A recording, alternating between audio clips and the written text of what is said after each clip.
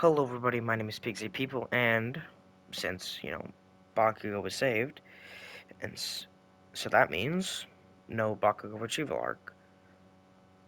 But this happens. All for One appears out of nowhere and blows up a city, and All Might appears to fight him. Gran Torino and Endeavor, basically all the people that were there in the original arc, but not the students. So All Might goes all out real quick. And how it ends, well, All Might wins, and All for One's taken into custody. Then Deku, I think it's a message from Mirio. He's wondering how he knows Mirio. Flashback, I guess. A couple of days ago, when he was walking the halls of UA, this blonde-haired kid with blue eyes bumped into him and then told him, "Are you a Class 1A member?" And Deku says, "Yeah." "Fight me." "Excuse me?" "Fight me." Uh, why? "I want to see if the new generation is good." "You're basically the same age." "No, I'm 2 years ahead of you." "Okay. Alright, come on."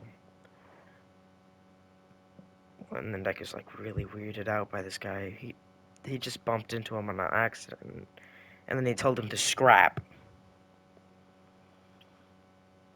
And then Deku, well, they get to they walk into the thing. Uh, Mirio backs really far off from Deku, and Deku's confused.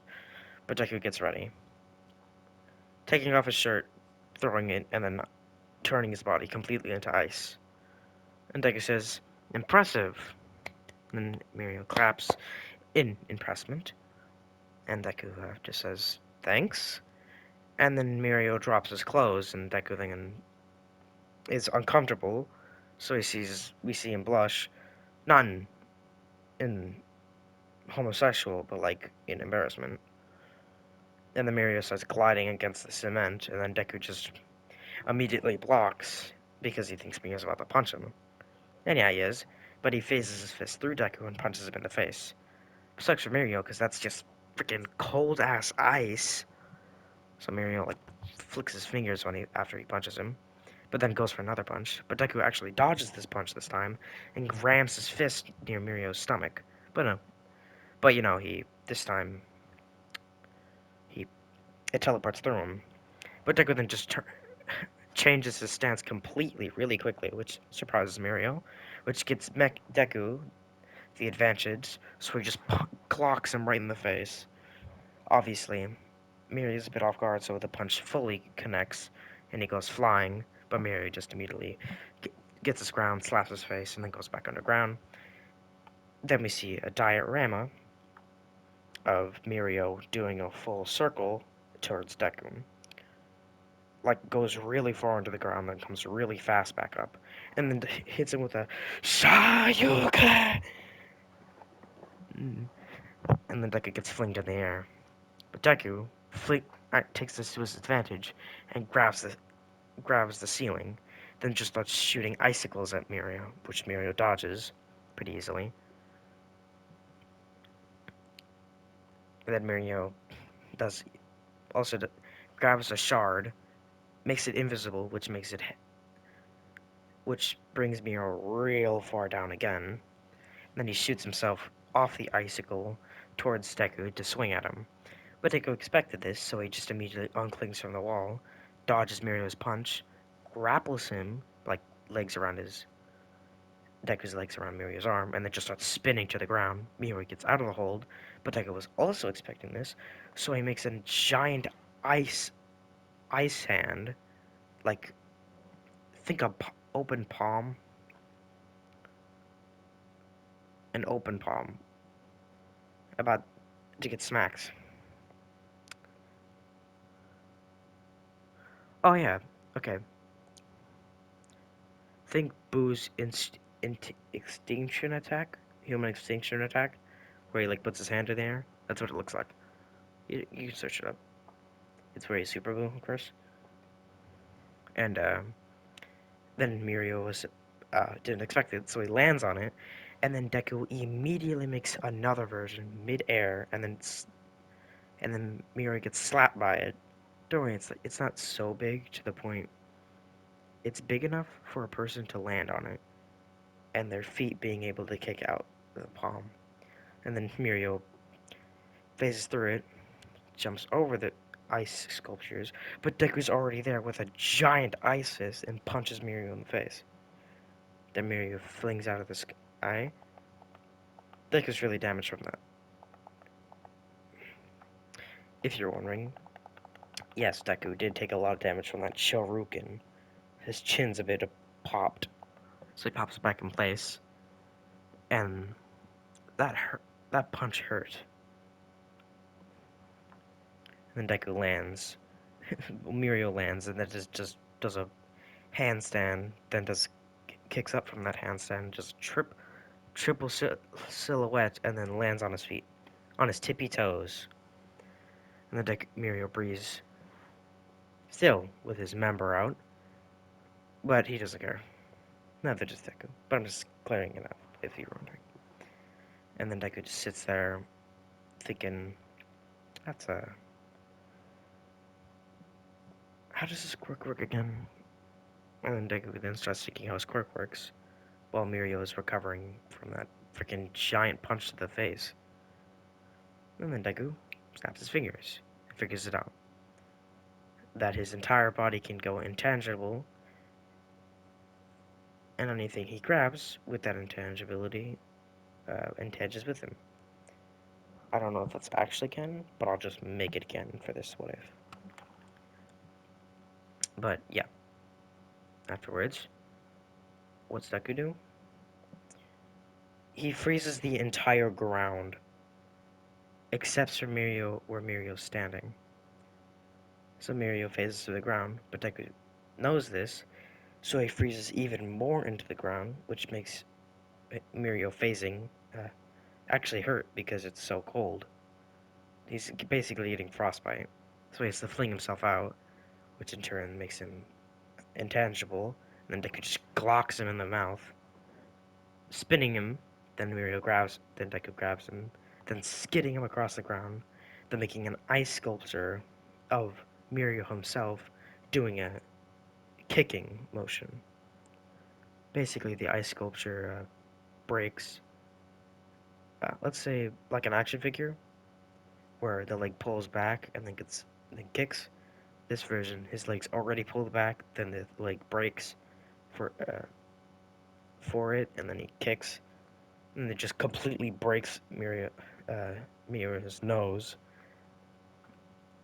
And Mirio's a bit concerned he's about to get fucked up, and he is. And then Deku gets into his full ice armor, then makes an ice club, and then freaking slams Mirio into the ground, breaking all of the ice ground. Then Deku touches the ice ground with his middle finger, because it's his longest finger, basically touching it by a nail, and then exploding the entire floor, basically making a whole hole. And then Mirio is knocked out cold. Not knocked out cold, but definitely defeated. He's like, impressive. So this is our next generation, and then he slowly gets up in pain. And Deku's just standing there, out of his armor, sweating, and freezing up at the same time. He's sweating, has a lot of bruises, and his shirt's missing. Until his shirt flies down, and he grabs it and puts it on. Oh, also Mirror's clothes? Gone. Yeah, those things are gone. Deku froze them up and blew them up. If you're wondering how his shirt's fine, he took his shirt off before the battle began and threw it into the locker room. But the locker room got shooken, didn't break Deku's locker, but opened Deku's locker. The door was still open, so it flew out and then flew into the air, and Deku caught it. But Mirio's clothes exploded, gone.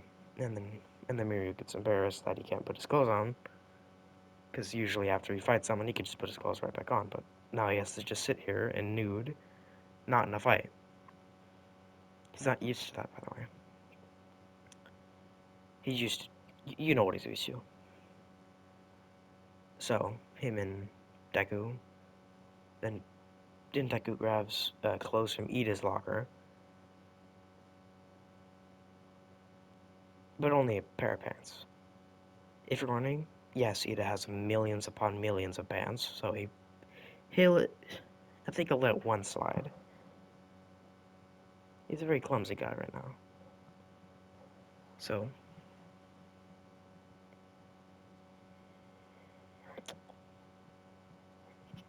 wait, did I skip this? Oh, I skipped this. No, I didn't. Yeah, I did skip this thing arc. Oh, whoopsie. Eh, it doesn't matter, since I don't think Deku would know about that arc. You know, since he's not close friends with Ida. Let's just say Ida lives because Todoroki was with him.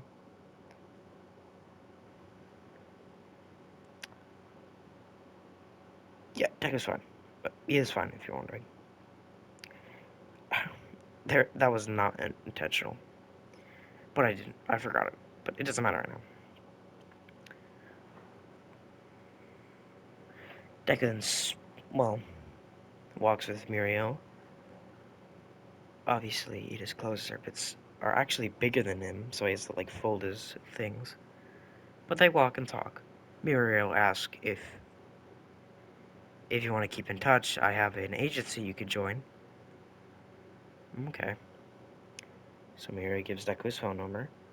Deku, you know, uses it, texts it to Muriel, Muriel gets a text, has Deku do contacts, and then they separate. Then Deku shakes Muriel's hand, Muriel shakes Deku's hand, and then they part ways. Then we cut back to Deku on his phone, getting a call from Muriel. It's like, what does he want now? Another fight? Then he puts the phone to his ear. The Muriel explains that an opening just happened for Sir Night-Eye. Do you want to join? I don't see why not. I'll be there in a jiff. And Deku gets his hero costume on. Remember, it's a black suit with a couple pockets around the body, on the shoulders, and around the waist, and an ice head, spiked up ice head, a mask, and his hands completely covered in ice. And he got some cool looking boots. Yeah, they're the red boots. Let's say a darker shade of red boots. So they go. Deku goes. Then Tsunade interviews him, quote unquote, with actual quotes on top. Where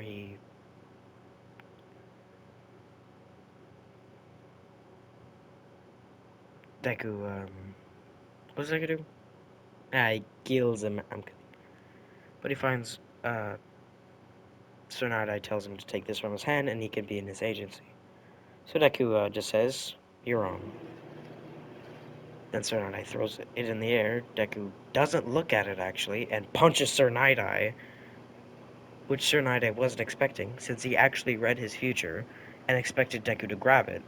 But Deku immediately saw what was happening and punched him in the face, immediately showing Sir Night-Eye that fate isn't certain. And then Deku grabs the stamp, and then Sir Night-Eye gets shocked and doesn't know what to say, because usually people go fall for that trick where he throws it in the air, they immediately try grabbing for it, and Sir Night-Eye kicks them. But what actually happened this time is, Deku blocked him. So Sir Night-Eye immediately says, How? How did you display fate? Well, fate isn't certain, isn't it? And then and then Sir Night-Eye says, Well, kid. And he gets up, fixes his suit, rubs his cheek, says, You're in. With a grin.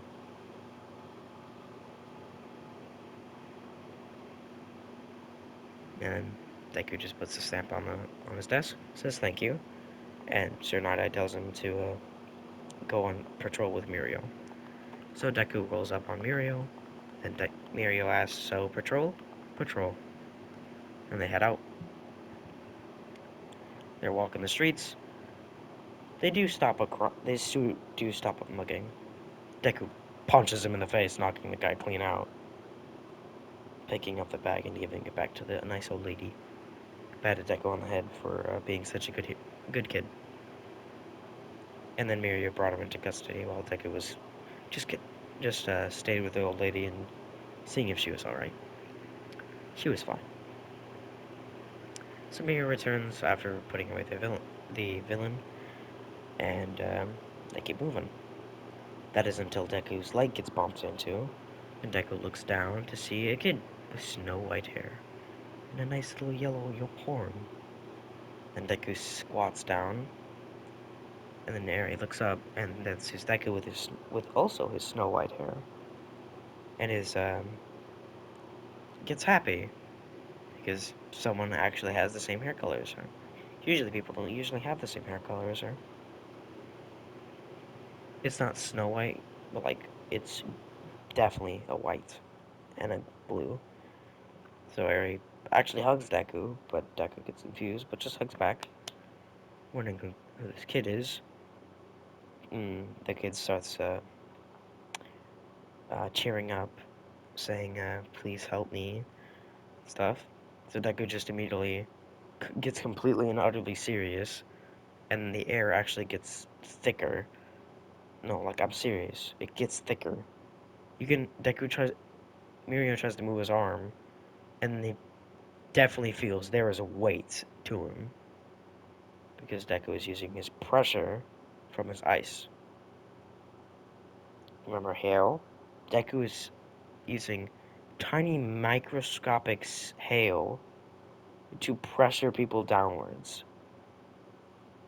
By the way, there is a lot of hail. That was a lot. Like, the pressure that is on Mirio's arm right now is basically the same as, like, let's say 3,000 pounds. I think Mirio could bench 3,000 pounds. You can't tell me otherwise, boy.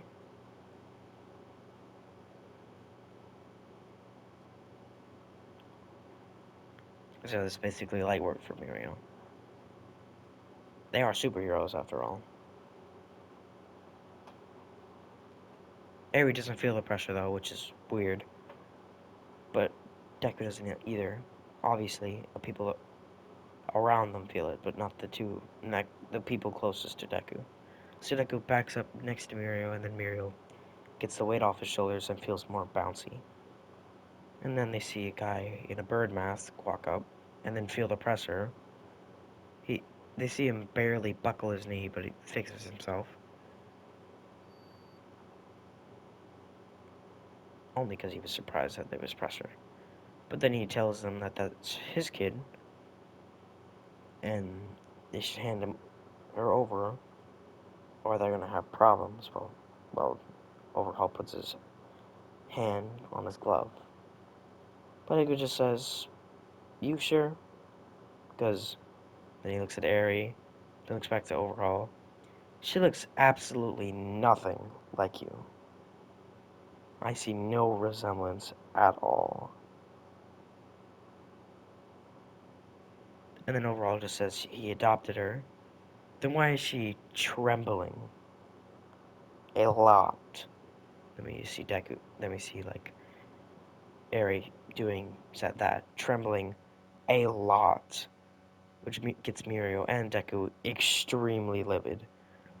But Mirio knows that this is the guy they're trying to capture, so he tries to get Deku to back off, but Deku then immediately pushes more weight onto Mirio, actually making him buckle slightly, but let's say 600. That's, multiple times. He doubled it. He times it, basically. Then this also puts a lot of pressure onto Overhaul, who does actually buckle his knees and slam into the ground. Overhaul's a very skinny dude. So Overhaul takes his glove off, about to touch the ground. But Deku then immediately ices his arm, puts his foot on Overall's arm and blows it off, which just makes Overall scream in pain. But Deku doesn't care. Then he puts Eri down, very gently, walks over to Overall, puts his hand on his face, and ices him completely, and then blows him up, killing Overhaul. Obviously, you can see Deku's a bit cold. Yes, that was an ice pen, and yes, you should not have laughed for that. So Deku just grabs over his hand, and they leave. That's it. Overall got light worked. Then Mirio and Deku just walk off, bringing bringing Eri to Tsunade, and Tsunade getting proof that that gang was real, and so they go to the gang's area, and obviously after losing their leader, they get severely clapped. So that's the end. I'm kidding, but then then Mirio and Deku shake hands. Then Mirio saying thank you for saving her, and Deku says it's all what a hero would do. And that's where we're gonna leave things right now. If you're wondering, yes, I'm gonna post another video, and it's going to be what if Yamcha trained a little bit more. Don't worry, I'm not gonna make him break him. Peace, peace.